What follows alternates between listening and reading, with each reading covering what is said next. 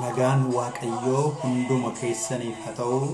akkam jirtu dhaggeeffattoota keenya waaqayyo carraa nuu kennee torban lammasadan darbe wal arginee karaa dhugaa kan jedhu kutaa sadii walii wajjin ilaalleerra har'a immoo kutaa arfaffaa walii wajjin ilaalla galanni waaqayyoo haa ta'u waaqayyo nu gargaara akkuma kanaan dura nu eebbisa kan nu hubachuu nurra jiraatu har'a immoo sagalee waaqayyoo keessaa dammaqa kan jedhutu walii wajjin ilaalla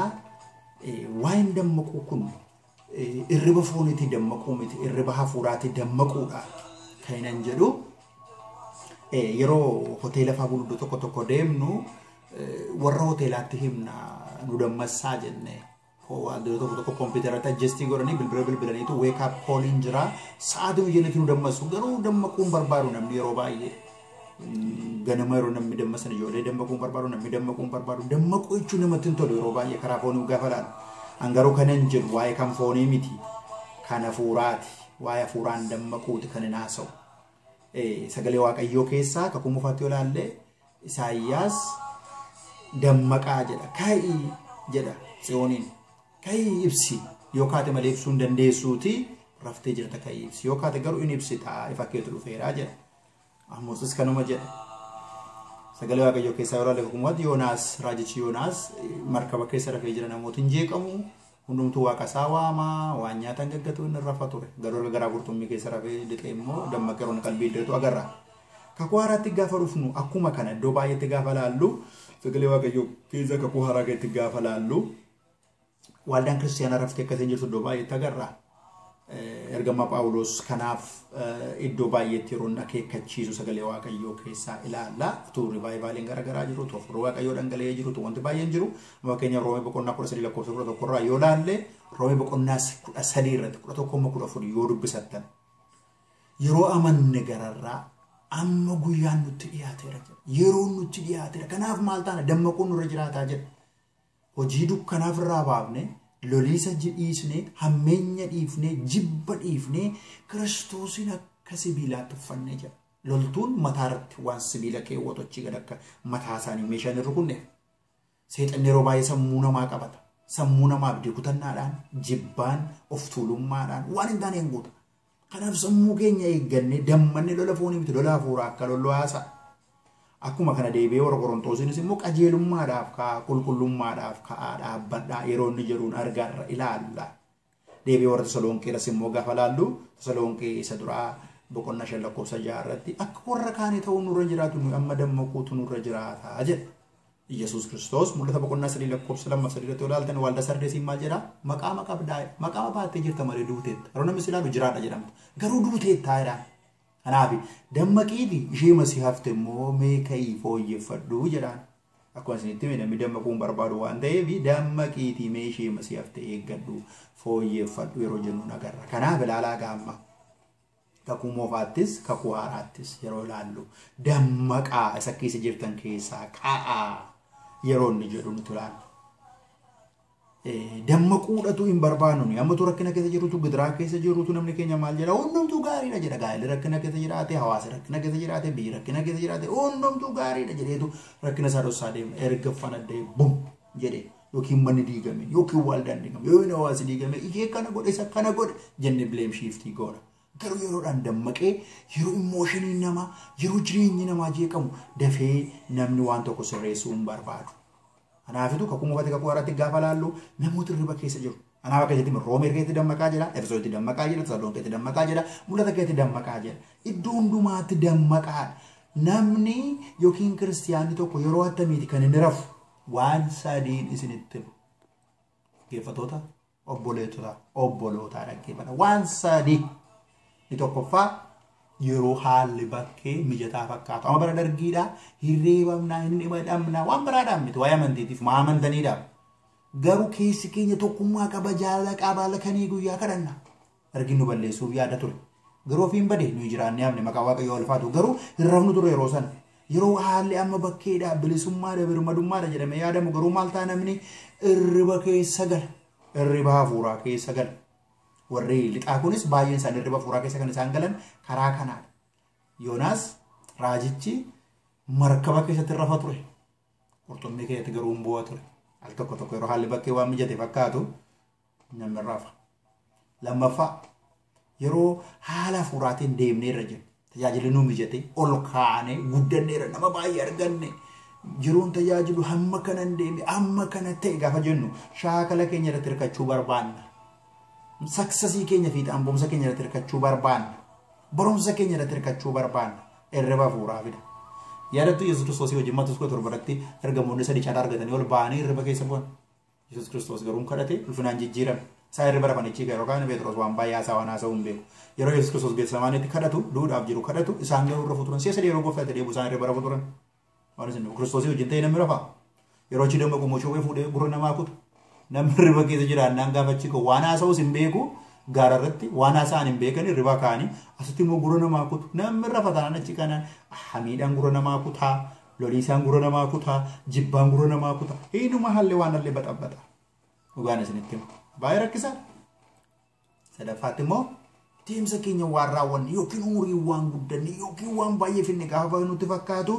amma gaa seenaa haasa'uu jalqabna. Biyya lafaatti xorata nama baasa akka xorata nama baasu garuu baasuu jalqabna bakkaan akkas ture amma kunoo waldaan hin bade amma kunoo sun hin bade amma kunoo kun hin bade amma sunoo kana ta'e amma kunoo nagadi kana ta'e odeessuu jalqabna. Namni foon inni guddate hafuuraan inni guddate mana waaqayyoo keetti ijoollee manu yeroo hundumaa obboloota koo. Kanaaf rafuu akkasii keessa galuun dha loota amma machi keessa galee waan hin taane ijoollee isaa wajjin ta'e. Abrahaam guddateetu jiru sobi. Yaaqoob guddateetu jiru obboleessaa goyyoomse. Daawit guddateetu jiruuti kan inni cubbuu ejjaa keessa gale. Deemaas utuu guddatee jiru ergamaa ta'etu jiruuti kan inni Phaawulosiin gatee deeme. Saamsoon waaqayyootti dibeetu jiruuti kan Daliilaatti dhoksaa himee utuu rafuutu jiru kan dhufee ijisaa keessaa bahe. Kanaaf obboloota koo guddanneerraa fiigicha keenya raanneerraa waan jennu hin qabnu deebi'ees immoo haalli bakkee waan nu mijate hin qabu. Deebi'ees immoo wanti baay'een nu mijate hin jennu hin jiru biyya lafaa keessatti fiigicha waan ta'eef. Kanaaf yeroo akkasitti namni irriba keessa kan inni galu. Inni biraan maanni mallattoo namoota irriba keessa galaniidha. Namoota mallattoo namoota irriba keessa galanii. Na hubadhaa ishee kanan gaashaan isin hubachiisiin taasisuu barbaadaati. Mallattoo namoota irriba keessa galanii. Yeroo baay'ee namooti akkuma sila isinitti himu utuu wanti baay'een badee jiruutu wanti baay'een gaariidha jenna. Jaalalli badee, nagaan badee, wanti baay'een badee utuu jiru, utuu nama jibbaa, nama hamachaa waan mi'a keessa jirruutu wanti hundumtuu gaariidha jenna. Erga wanti hundumtuu gadhee ta'ee booddee garuu waan goonu hin qabnu. Yoo ilaaltan amma fakkeenyaaf nuyi Kiristoositti maxxanuurra yeroo baay'ee namatti maxxanuu barbaanna. Hojii keenyatti maxxanuu barbaanna. Horiitti maxxanuu barbaanna. Walakkeessa kan nu godhannu waaqayyoon utuu hin ta'e waan biraata. Kanaaf kan nuti goonu amma maanni jireenya keenya gammachuun kun burqaan nagaa kun waan sana waan ta'e jennee waan yaannuuf nama fuulduratti bareedaa fakkaannee mul'achuu barbaanna. Nama fuulduratti nagaa fakkaannee mul'achuu nama sana dhabuun narra jiraatu hojii sana dhabuun narra jiraatu jireenya sana over insecurity taana yeroo baay'ee. Kanaaf maal goona namootaaf amma waa tokko goona kaane. Yeroo waa tokko goonuu maal isitti fakkaate nama sana manipuleetii goonee itti qabuudhaaf. Yoo namni sun yes inni jedhu sirriidha inni gootu sirriidha jedhee harka nuu rukute yes jedhee nyaata isaa wajjin nyaanna dhugaatii isaa wajjin unnaa waan barbaanne isaa goona. Yoo namni xinnoo ishee nuu morme garuu yeroo sanaa ka'ee ishee nama maaliiti inni nama maaliiti intarneetiin maqaa balleessina bilbilaan maqaa balleessina waan meeqaa maqaa balleessina maaliif waan isaan yaada keenya fudhachuu dhiisan qofaadha. Irriba keessa jirra. Maal ta'a namni yaada keenya fudhachuu dhiisa. Nu agarraa gadi buunee keenya duwwaa sirriidha. Nu mormuu isaatiif yookiin hin kadhanna. Yookiin immoo hubannaa keessa galla yookiin waan tokko goona. Amma nuyi nama sana eenyummaa isaa miti kan nu kabajaa jiru sini galeera yaada inni keessa jiru yaadicha eenyummaa nuyi namicha miti yaadisuu waan keenya wajjin walii galee achi nuti deebisee yee nu jedheefitu yaada keenya keessatti jaallachaa jirra malee nama sana namummaa waaqayyootti jaallachaa jiru. Beekan biraan isinitti jaalalloo aarsaadha jaalalloof jaallachuu miti namaaf unconditionaliitu inni hin jaallatanii waa gochuufidha. Amma dokteera baluu piroofeesara baluu barsiisaa baluu maala baluu waan irraa bu'aa argannuuf. Dhugaa isaa ta'uu yoo ta'e namni sun amma namni isa caalu yoo dhufe dhimma irraa hin qabu. Yoo namni sun ka'ee dhukkube immoo qoyme manni fayyuu ta'e naannoo waggaa 2 waggaa 3 gargaaru. Baay'ee lama sadii gargaaru. Dhimma keenya miti jechuu kooti. Hamma sarraa bu'aa arganne duwwaatti nama maashinii goonaa jechuudha. Hamma inni bu'aa nuu buuse duwwaatti yeroo hundumaa jechuudha. Kanaaf nuyi anofan jaalladhaa sinoof jaallattu jaalala jechuun unconditionaliidha haala namaarra dhaabbannee miti nama waaqayyooti waan ta'eef namni waaqayyoon fakkaate uume waan ta'eef jaallachuutu nurra ture. Garuu nuyi akka kana miti yaada keenya nama keessatti jaallannaa jechuudha. Kanaaf namatti maxxan deebiin immoo maal jedhu utuun akkas ooluu fi utuun akka waan gaarii godhuu fi utuun akkas dhimmuu fi attamitti na dhiistire attamitti na gatare attamitti kana godha. Maaliif duraan maal jenna beektu si malee jiraachuu hin danda'u ka anoo si malee takkaan jirtu hin jirtu anaan nan du'a hin jirtu anaan badda yoo Kiristoos hin jiru taate badda yoos duuta waaqayyo jiraan naannoo maan taanu garmalee abbaa manaa fi haadha manaa walitti maxxanaa jedhe malee calluma jedhee nama biraa wajji walitti maxxani kan jedhe hin jiru sirrii nama jaalladhu gaarii godhi borii garuu kan isa dhiisu bara Yihudaanu gooftaa wajjin ture wanti gooftaa nyaachisu ganee dhiise Deemaasu Phaawulosiin ganee dhiise namni nama si ilaalee yaada keessan ta'uuf ta'a haasaa keessan ta'uuf ta'a yookiin hin dadhabu yookiin hin jijjiiramu. Bakka nan du'an jedhin al tokko tokko garuu malee namatti maxxanee malee jiraadha al tokko tokko nama kana arguun barbaadu ekstiriimii moodeemne irribaa furaa keessa jirra qaba si malee sin jiraadhu miti yoo ta'u jiraate nan jiraadha yoo ta'u jiraachuu baate nan jiraadha dhugaan isinitti kuma tokkotti kan lakkaa'amu yeroo ta'an qaban hiriyaa adda baasee haadha manaa koo ijoollee koo yaala kana fi nama addaa nan du'e nama raadis malee waan jedhu qabu garuu a lot of friends hiriyoota baay'een immoo qabu shantama yaada si malee hin jiraadhu kan jedhamu waaqayyoon waa gargaaru si malee yaada isaa yoo naan morme immoo aaree maraadhee hin badu tarii ofan ilaala yookiin borbiragaa yookiin natu borbiragaa keessa koo kan jiru faarfannaa koo faarfadhee lallaba koo lallabee haasaa koo haasa'ee hin deema namni silaas of dhaggeeffatan illee nama dhaggeeffatu al tokko tokko nama dhaggeeffachuun gaariidha waan inni jedhu fichisiisuun gaariidha yeroo hundumaa riyaaktiin goona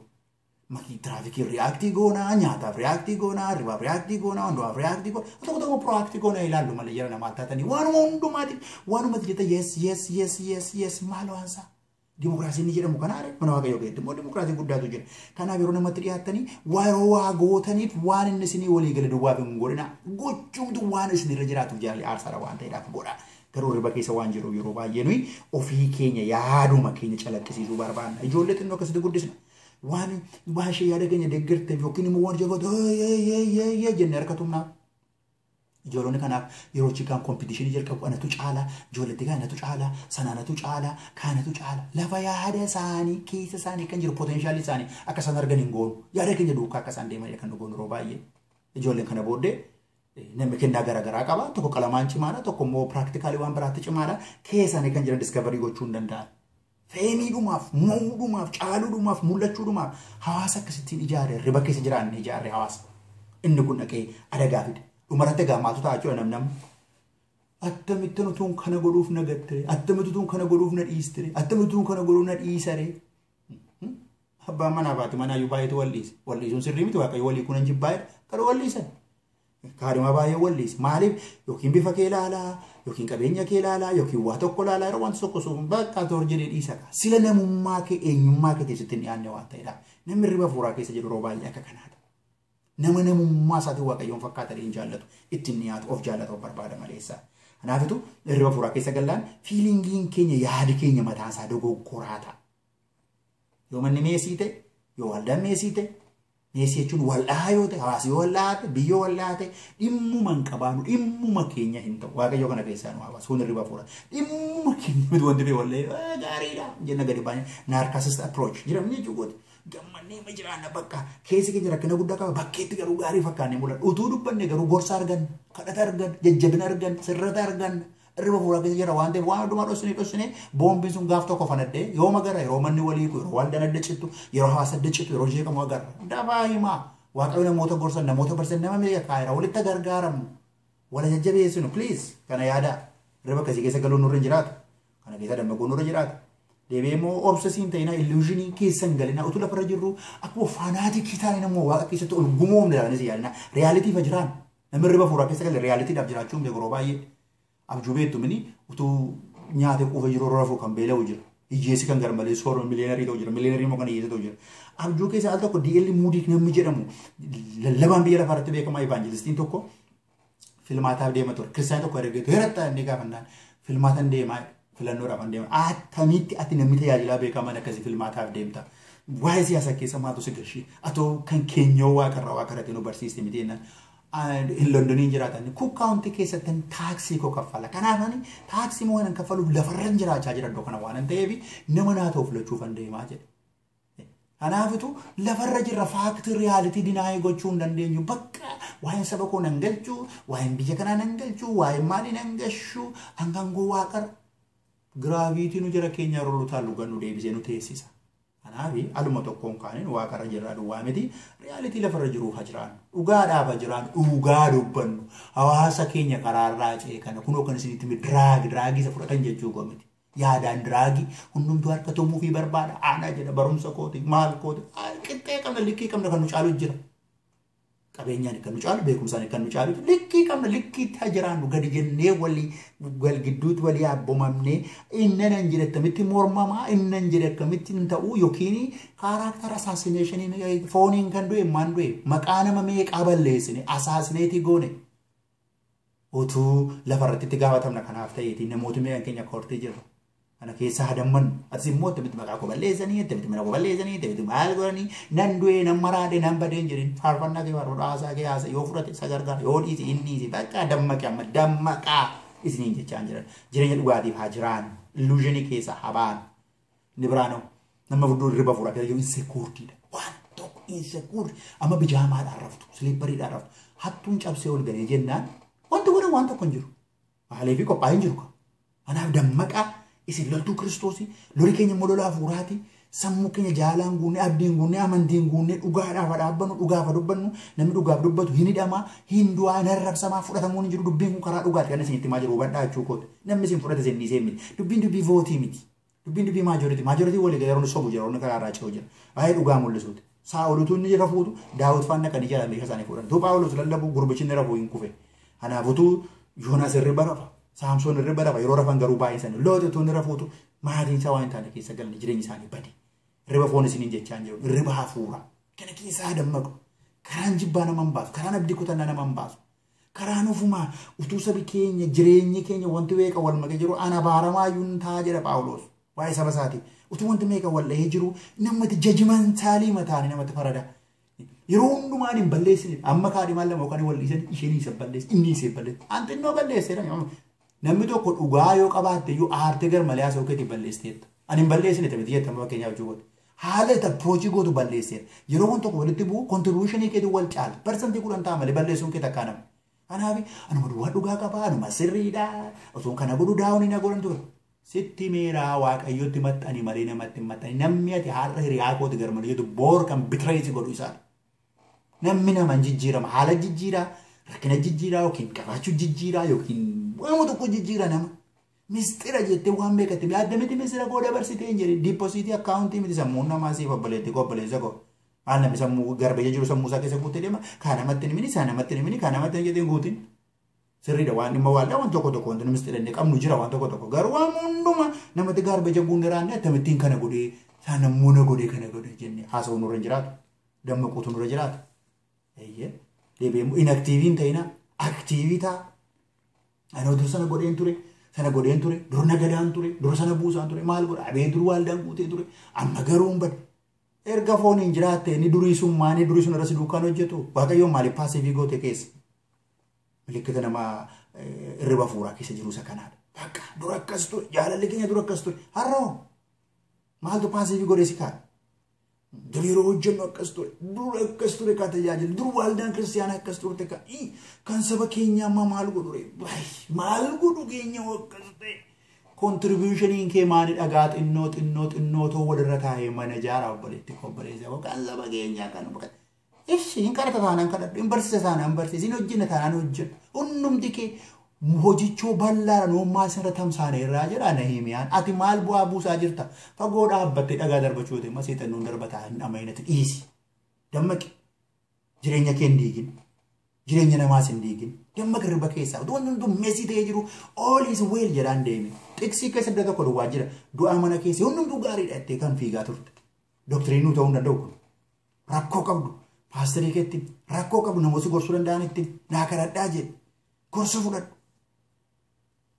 Deebi'ee immoo kanatti maxxantu walakkeessi gammachuuf nagaa keetii Kiristoosina ta'u waaqayyoon ta'u malee walakkeessi gammachuuf nagaa keetii namuma gootee yoo takkasi malee hin jiraadhutte yeroo mootii jibbitu immoo kanuma jokootii hin argu jettee jireenya kee waa shaqin takka gammachuudhaan nama sana gammachiisuudhaan yookiin maal waaqayyoon gammachiisu nama hundumaa gammachiistee bituu hin dandeessu bara jireenya kee kan sitti gaddu jira akkuma ittiin si ilaale seexana kan siin jedhu jira akkuma ittiin si ilaale ergamaadha kan siin jedhu jira Kiristoos garuu hundumaa waaqayyoo garuu hundumaatti mucaa kooti na fakkaatan si uume jedha Kanaaf yaada ol bahee gadi ba'uun yaada nama keessatti ol darbee gadi darbuun hara namni abdii kutannaa isa borabdiyaa ta'uu danda'a. Haruma yaada nama keessa jiru kana yaada keetii waan waliin galleefis fuutee yallaa keessa hin buusin. Dammaqi jabaadhu. Kanaaf akkanan jedhu isinitti meera mallattoo isaa lachuu isinitti meera. Mallattoo nama irriba fuuraa keessa galee jiru maal fakkaata? Deebiin namni irriba fuuraa keessa jiru maal fakkaata? Isinitti meera dammaqaa kaa'aa yoo si wajjin ta'uu baadhe yoon qobaa jiraadhe iyyuu ani gammadeen jiraadhaa jedhe. Abbaan manaa fi haati manaa walitti maxxanan maatii walitti maxxanu isa booddee hawaasa hundumaa jaallanna saba hundumaa jaallanna dhugaa jiru walitti himna dhugaatu nama fayyisa. Yeroo hundumaa namni si jibbeef hin jibbin ati yeroo namni si jibbu hundaa'uun jaalladhu yeroo namni sirratti ka'ee jedhu iyyuu immoo proactive godhi darbuu danda'e ismaartii ta'e yeroo nama victimized mentality qabaattee maal abbaa keessin balleessii ajjeje lolli hin deebisu jibba jibbi hin deebisu bukkee darbi abshaala ta'e sagalee waaqayyo abshaala ta'aa jedha akka bofa garraa mitaa muka gugee jedha hammeenya miti abshaalummaadhaan qabannee guddachuu keenya eebbifamuu keenya bal'achuu keenya agarsiisuu nurraata malee karaa jibbaa karaa hammeenyaa karaa loliisaa deemuun maatiis waaldaas biyya siin baafne haa dammannu haa kaanu yeroo kamiin gararraa sammuu keenya eeggannu sammuu keenya jibbaaf hin ergisin abdii kutannaaf hin ergisin waan taaneef hin ergisin annan dur jennee paasiivii keessa hin jiraatin guddannee lafa keenya immoo hin qabnu aktiivii haa taanu. Filmaata nama nuuf ta'u filan. Waaldaa keessatti namoota waaqayyoo bakkeetti namoota dhugaadhaaf jiraatan dandeettii isaaniitiin rakkoo qabnu walitti calluma jennee iddoo malitti firfirsaan deemnu garuu dhugaa lafa nu gargaaruu danda'an taa'iman hunduma garra waaqayyoo taa'iman inni jiru namoota waaqayyoo irratti nu gargaaran immoo jiru waan ta'eedhaaf kanaaf selfishii taanu unselfishii taanu. Yaada namaa miti yaada keenya waan nama keessa keenya miti namni namoota waan taaniif jaalladhu namni namoota waan taaniif kabaju waan baratan hin baranne miti maashinii miti doktara balu profeesara balu maqaa isaa booddeetiin nama hin beekna vaalii akkas gootan isa kan gadi buusan isa kan waliin buusina wal caalchisuun eenyuun hin baafne Yesuus Kiristoos gooftaadha. Dafee immoo dhufa waaqayyo hubannaa keessa nu waaqashu dammaqaa maqaa Yesuusii.